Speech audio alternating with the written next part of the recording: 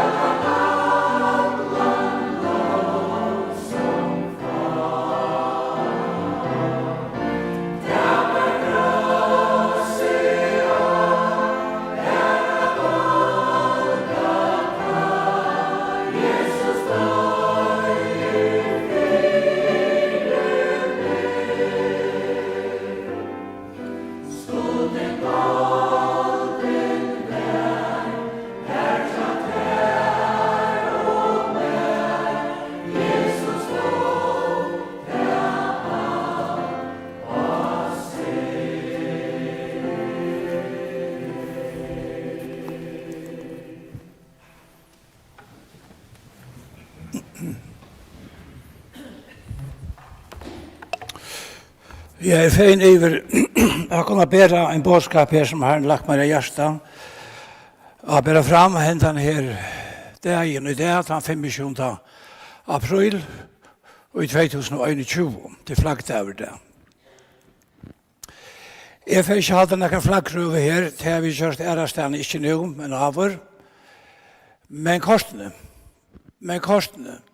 så får jeg at minne av krossen. Og ikke minst krossen og i flaggene.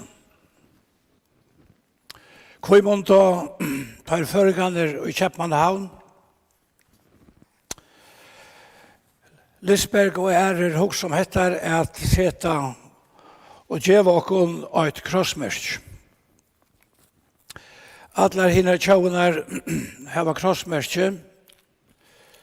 Grønland hever ikke krossmerskje, men vi føringar hava krossmerskje. Og det kunne være glad for. Jeg kunne være glad for det at det var et merke som boer til døyreste som vi som godsbøten øya er falt til krosser. Jeg husker om dette som er fer fram ikke så lenge så gjerne, er ikke åkken. Hver atlandet være å røyse en kross inn i høvandes inn i Rundavøysen. Hetta valgte drøtt strøy og fire og imot. Det er ikke noe nytt. Det har alltid vært og færre være. Bibelen sier at fire jøder krosseren en avstøyter. Og så er det for menneskene det at krosseren en avstøyter. Hentan atlanen inn i hønes fikk så her møstå at atlanen ble slept.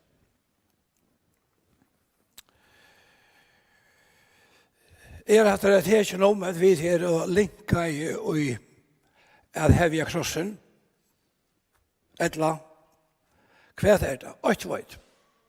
Det er ikke lettere å standa under krossen og frametter. Det vil alltid kosta at steg under krossen, og det får kosta mer og mer som tøyen får at loja mot endan. Jeg får lese i 4 Korinthbrevet kapittel 2, noen år som Paulus skriver hessen mæveren som kunde stege av en og kvarjon tatøyerinnar lærdomspaddle og lært ånder og hevja sønne rødt opp i tatøyer visdom. Han var en lærte mæver. Han gikk ikke i skola, og han hadde haft en kjent lærere, Gamaliel. Han sier, jeg har sittet ved Gamaliels føtter og lusta. Men han kom til den nye stående sin løv. Og nye stående var hentan som vil det se. Han sier vi rundt med nettar. Ta og jeg kom til tikkare brøver. Ta jeg kom til tikkare brøver. Ta kom jeg ikke som mastare ut tale. Etla visdom. Legg mest til det. Heldre ikke visdom. Ta jeg kun gjørt tikkun vittnesbord Guds. Tui. Jeg setter meg fire. Det er godt å sette seg fire.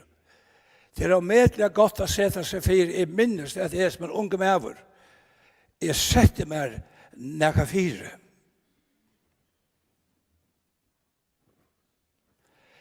Så jeg setter meg fire. Ikke at vita og i middelen tikkara utan Jesus Kristus og han krossfestan. Ikke annan. Ikke viheng. Ikke nekka a skøyt opp hui for å gjøre det lettere til heimen og å svølge henda bådskapen.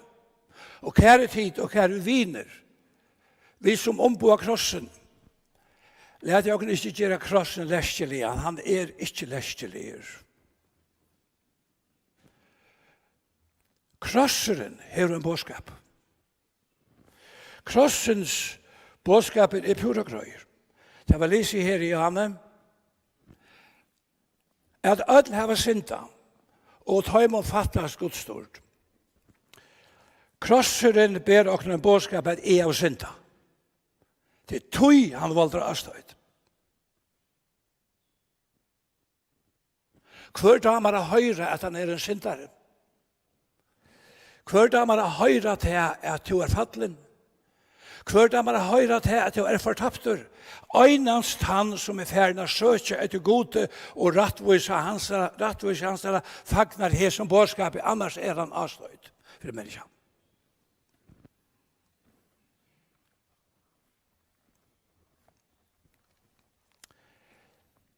Så det det bare. Og det er ikke Ørsten som sier, så langt som gjør en stenter. Krossen en snavstøyner. Så krossens bådskaper til at vi fattelen. Jeg vet syndere her. Så ofte høyre vi ikke heter at mennesker sier at de dømer oss. Einast her at jeg vil lise ur hesar bok, så vil det sagt at de dømer okkom, men vi dømer okkom. Vi bærer bare bådskap Guds, vi til båbærere, som himmelske båbærere, som bærer Guds bådskap ut til menneskene, at jeg er modig som bådskap i etla øysene, så at jeg velger til at lete være. Og sanger sier dette, krosseren min bøye mykje ja. Fire hit stolta sinn. Men honom som sorg etter gode ber, balsam krosseren.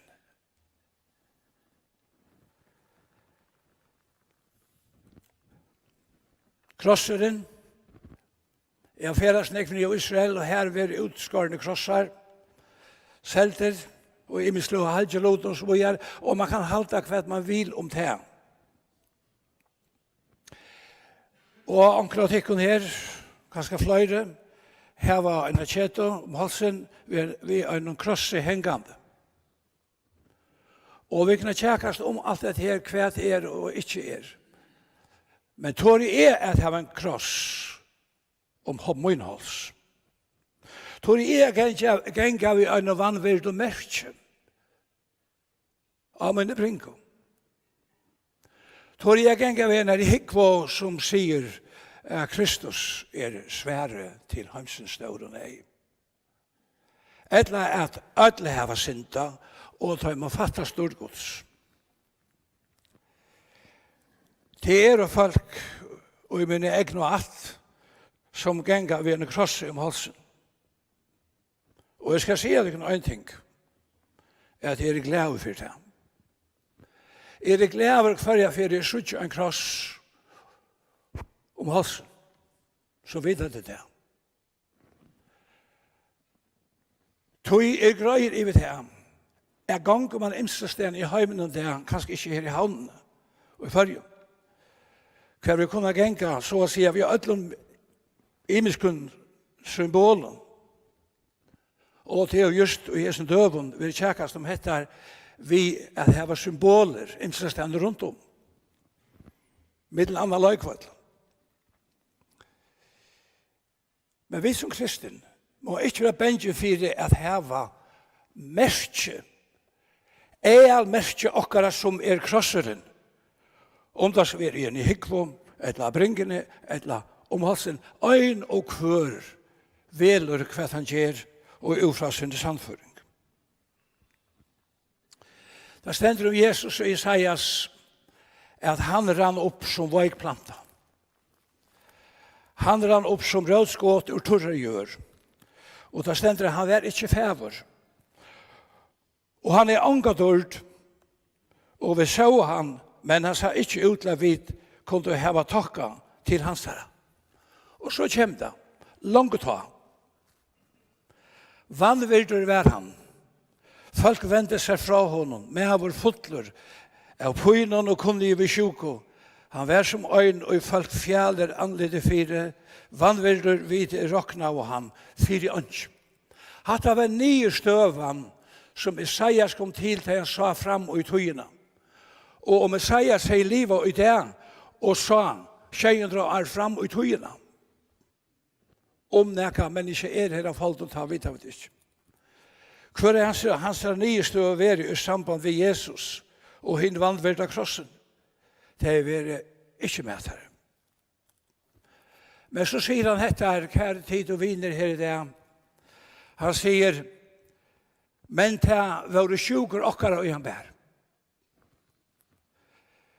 Ta var pyner okkara og han leia seg, og vid hildu han vera heimsøktan, slittnan og plavajan av god.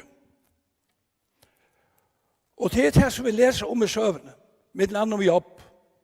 Hvem mennesker rundt var trøsta han, var vanlige trøstare. Tar hildu han at vi har gjort nekka, tar han var kommet ut hui hesa plav. Og så var det øsne ved Jesus. At jeg hildu til at han kom til ikke være Guds anbod, han kom ut, og i alt det her som han kom ut for. Men så stendte det, men han var saltur fyrir brot okkara. Han var såra av fyrir miskjer okkara. Og straffen var lagt av han, så vi skulle ha fri. Og vi sa en hansare, vi grødd kærtid. Vi tar det grødd, mæveren som hekk av krossen.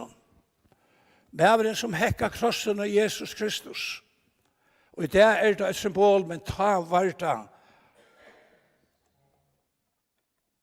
at man tog mennesker av livet. Krossens bådskap det omettelig sterkere. Han sterkere enn alt annet. Og han avtog av mennesker. Men han rann også opp som veikplanta. Og da vi leser dette her, som vi leser her, og i 4 Korinthbrevet, så skal vi skrive øsne etter. Da skal vi skrive så løsene her, og i 4 Korinthbrevet skal jeg ta det fram her. Det stender hettar at jøtar krevja tekjen og grikkar søkja visdom. Altså jøtar krevja tekjen fyrir a kunna tryggva og grikkar tar søkja visdom. Og så stender men vit hverje. Vi som har vært ved krossen, vi som kjenner Jesus som okkara frelsere, hva det og i vit prætika? Heimeren har skjønna prætika. Politikere har skjønna løsne på heimsens trobløygar. Men det løser ikke den djupaste tørven og i menneskesalen. Det gjør det ikke. Det kan løse noen ting, firebils, her av folk. Men det ikke det endelige løsene. Angen rønt fra mennesker så hever det endelige løsene. Hvordan ofte har vi ikke hørt mennesker vittne? Vi har hørt det nå, og flere vittnesbord av når jeg øye, når vi har møter når jeg øye. Stig fram og vittne om hvordan vi har en hel løst med komme tar opp og vittne og fer utfer. Til Jesus Kristus, han løser. Han svære til hemsens stør og nei. Alt det kan være godt. Og det kan være godt øysen til at Jesus kom. Så kom han inn i hentan heimen, og han gjør det godt. Han lekte det sjuk, og jeg gjør det han god til lov. Det som kom, og han sa la i han rett ut håndene, etla seg et år, og det ble grøtt. Etla ut i øyemørskene, til jeg kom her, og han sier, vi lærer svønner sønner, gjør tidtøymene det etter. Flere tusen folk. Gjør tidtøymene etter. Og rønne vi det her som vi er kattlet til, kære godspøt, vi er kattlet til å gjøre heimen tannmært. Som for tøyer og for alle ræver, og ikke best for et løyt tøyerbil. Jo, Jesus gjør det der. Han linna i sorg, vakte ansjøsånen oppe i naien, Jack rundt og gjør det vel, som skriver stendt i skriftene. Men endamal hansar var ikke det. Endamal hansar var hetta som stendt i skriva. Og i Salme 4, hver det stender at og i bøgrutlene stendt i skriva om meg. At gjøre vilja tøyn god moin, til glede moin. Slatteroffer og matoffer lykar der ikke, tog oss med åpne øyre, og synd offer krevet du ikke, ta seg i hikk, komme, og i bøgrutlene stendt skriva til jeg skal gjøre, at gjøre vilja, tøyn, god mun, glede mun, og lov tøyn mer og hjärsta. Det var det som var det endamålet, at dødja av en krosse, det var det som han kom til, Jesus Kristus. Det er underfullt å lese og i Guds ord. Men vi leser også noe annet. Vi leser etter at Paulus skriver og i brevene til Filippe, men han skriver etter her, han sier, «Tog mange liva». Mange liva, sier han. Som fortjenter kross Kristus er. Jeg skulle tro at han skriver det. Mange fortjenter kross Kristus er. Og vi sier vi en kvann som fortjente av krossen, vær ikke til. Takk imot krossens bådskap, som gjør liv, evet liv for trøyer og for alle æver. At takk imot hånden som elsker i okken og gav sitt liv for okken av krossen. Og så sier han heter Paulus, Jesus samme med som skriver om krossen, at jeg ikke er bare nære andre fram, utan heter som en løsning til menneskens fallende tilstand, her og folk, krosseren, han sier, og i endertasjen, tog mange livet, og jeg har sagt til å ta mengen, sier han. Ikke bare en av slutt hverfor. Jeg har sagt til å ta mengen, og jeg sier det atter nå, og vi tar ham, som fortjenter kross Kristus her. Fortjenter av en krosse. Fortjenter av krossen. Hvor? Jo, det tror jeg synd okkara være avduka av krossen. Her ble hun avduka. Tog døg Kristus. Tog døg Kristus. Kristus har ikke kommet av hese folk utan fyrir at dødja. Det var eneste bjergingen. God kravte at synden skulle rønsast vi blå. Og ta bløyven av krossen. Og så sier han dette her, alvarsam her. Han sier om fortjent av kross Kristus her. Han sier dette her. Til en øyelig grøyer bådskaper som Paulus ber fram. Han sier, ende torra undergjengur. Det underligt ui at krosseren blir avstøyt. Til samstundes hesen bådskaper at undergjengur, og så sier han hette rett. Han sier, de seta høyersøyn og skamsøyna. Høyersøyn og skamsøyna. Og tråa etter tøy som av gjøren men så kommer han vis ned, sier råpen, han sier dette her, men, og det er lykke som i homen, lykke som farran at han fyrir ut som han ber fram, han sier, men, kære syskjen, kære brøver, kære systrar, men, borgere skaper, okkara han i himmelen om.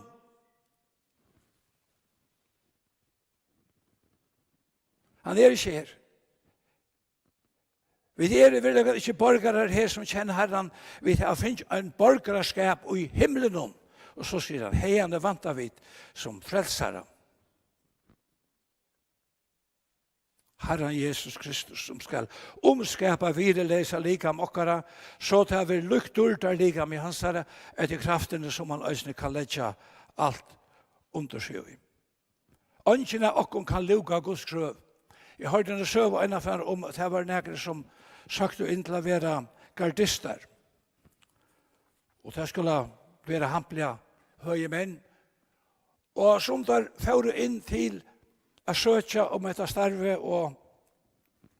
og bli av målter, kjøpende, det er viss hatt skal til.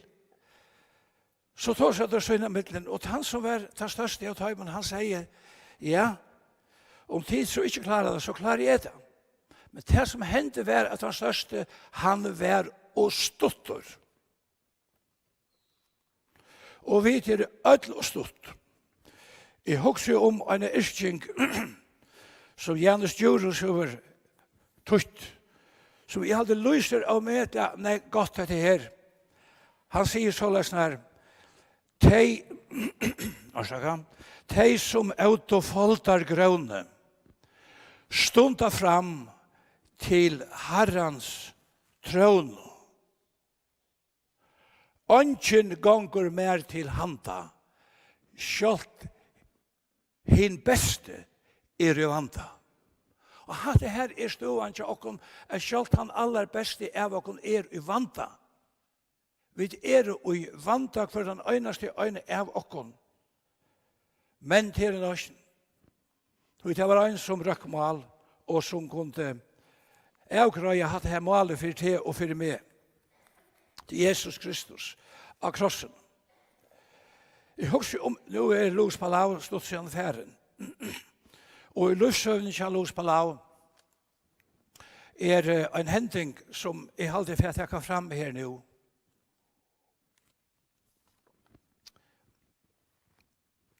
Han er bøgnløs sendinger, sjømarsendinger, og folk kunne ringe til hans herre. Det var i Sydamerika, han er født i Argentina. Og først til Amerika som unger for seg bibelskola og gjør det så evangelister, og han var her i førjen som det vet og prædikade evangeliet. Så var det en kona som ringte inn til hans herre, og henne kona ville prate av igjen, og til kjørte henne avtale å komme, og i hans herre, her som han bor, eller var her, Långsbala. Og han sier til henne kona kom inn, og han sier til at hun setter seg her, og hun begynte at øysa går og galt, og man iver han og i åren.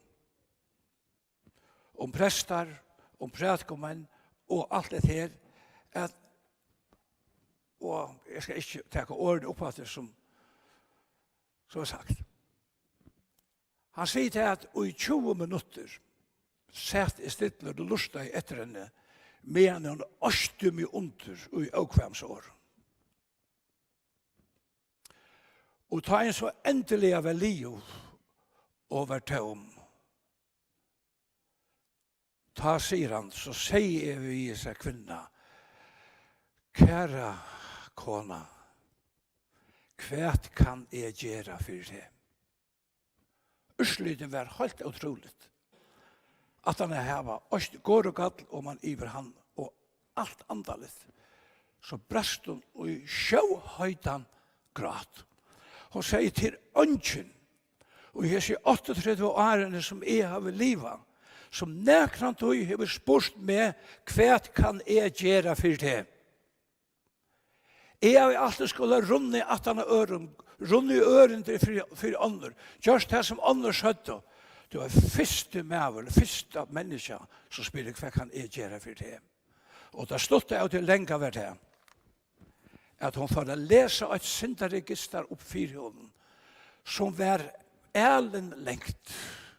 Hva hun har gjort, og hun spurte hver jeg fer og sier, kan Jesu blå, eller kan jeg få fyrirgjeving for hese syndene? Og han fikk en skriftsted fra vi hele andan, Lås på lav. Og han sier etter, som stender, og i hebreere bævne skal jeg bare si på til den, det er så valsikna å lese til han, og det er om etter som bit nå er inne i han. Han sier at det vittnar høyla i anden fyrir okkon, tog etter at han har sagt, hette sottmalen jeg skal gjøre vi tøyr etter tøyr deier, sier Herren. Jeg skal letja lover munar og gjørst og tørra. Jeg skal skriva til her av sinnet tørra, og synder tørra, og lovbrot tørra, skal jeg ikke minnast at det kvui. Tog krosseren er i middelen. Her er mever som hangrer en krosser som teker alle heimsens synd. Så ikke lamgods, han stod i øyemarsene, og Johannes sier, hikk lamgods som ber bostur synd heimsens.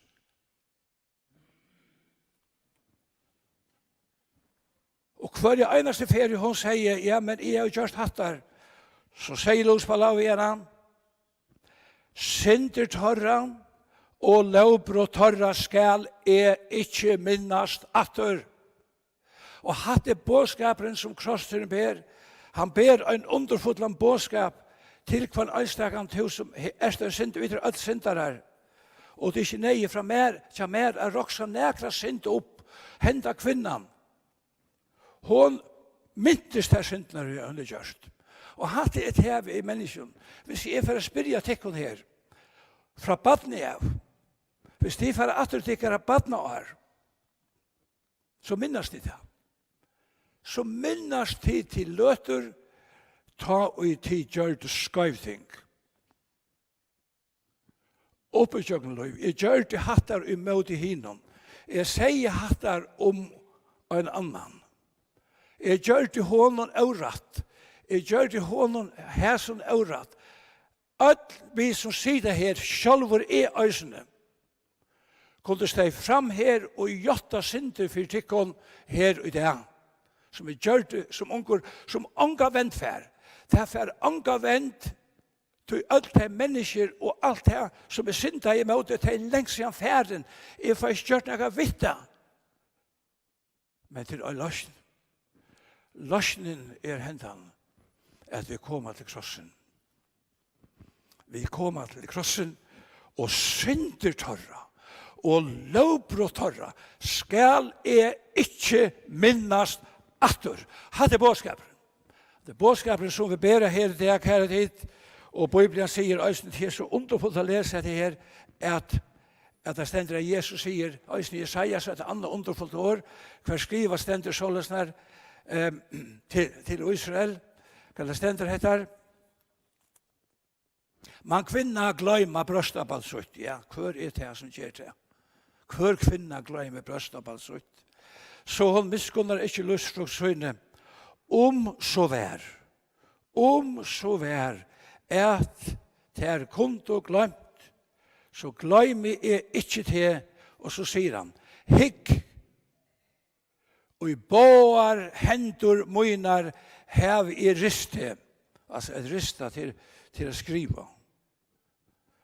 Og i båar hendur tøynar hev i skriva til, nagla merskene og i hand om Kristus her vi fjalt. Her vi fjalt. Blåe som rann av Golgata krosset til rønser fra alle synd. Så stendet det oppenberingen. Her flokkene samlaver som tidkene heim fra Israel folk. Flokkene tidkene heim. Og han stender her og skriver stender så løsner i samband med hinda flokken. Det stender at de sungo en nødjansong. De sungo en nødjansong. Og 17.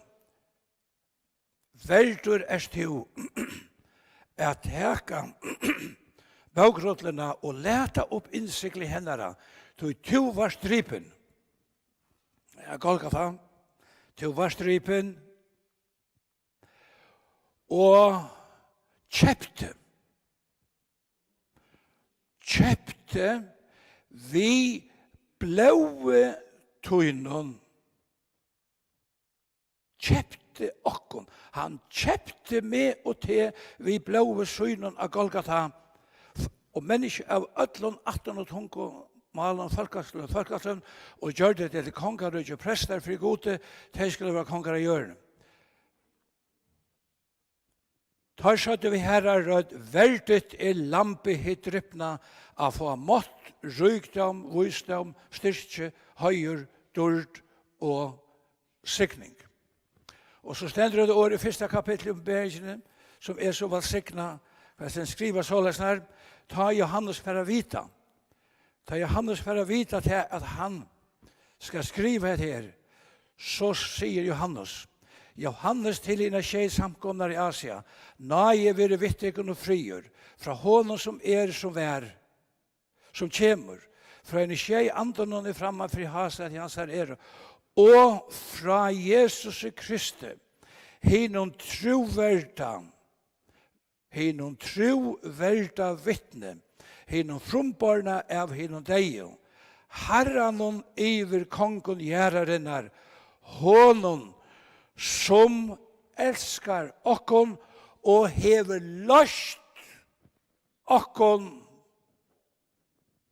fra syndon okkara vi blåe søgnon. Kære tryggvande og vi som plavast av imenskron som færre hva skal vi gjøre vitta? Kom til krossen vittui. Kom til krossen, vet du, her i krossen, her bøtes alt med krossen. Allar synder har finnes så svær ved krossen, da Jesus var her, og det som hendte av krossen, var ikke øynest her at Jesus sikra i det gjør det han. Men det var et annet som hendte, det var at djevelen var sikra vår. Herren siknet det, og Herren siknet det kunne alt, og viser det kunne hesa her nøye. Esa nøye som even nøye. for sitt navnskilt, og jeg husker om at her, hva kan jeg personlig si i samband med det her? Jeg kan nevne noe her som jeg har tidlig ur bøkene som er dagsens år. Under løsner årene om Kristus svære var møte helt i vaklen i havn, Ålasøk og aftan i 1926. Jeg var selv en av fyrrøygeren. For det første og fjerde søvende var ungfolk i Imskron samkommen i havn, kom sammen til felagsmøte i prædika Kristus og han krossfestan. Kanskje omgang tog over hevs lyk fjölda folk i lust etter evangelien utan dora, som hesa kvaldarstund var både fram av vaklen og i Sancho vittnesbordet. Og dette her skriva jeg i blænen 1. september ta og i 18 år og i 1923. Og ta personlige lei hes i årene jeg træt, som vi vil sige og enderteka her morgen, at jeg vil ikke brøtt at komma ut høy. Det var min største lukka, at jeg bogde med vid krossen og tog mot Jesus som min personlige frelsere, og gjør det han til herre i løyve min. Han gav løyve min verlet innihalt. Han min løyerstjøtna, og i hese mysk og ver, han mitt løyv. Paulus står seg med røsa seg. Han sier, jeg kom til røst mer, men jeg røsa mer av Kristi krosse. Og det gjør jeg her i det, og slik her i tid. Kristi krosser min høyre, sier en sanger. Det underfullt og dyrabart. Måtte krosseren være til en æra, og til en høyre, og han, Jesus, som hekka i som krossen, og døy og blødde ut for tøyna synd. Herren signe ikon öll, og Jesu navn.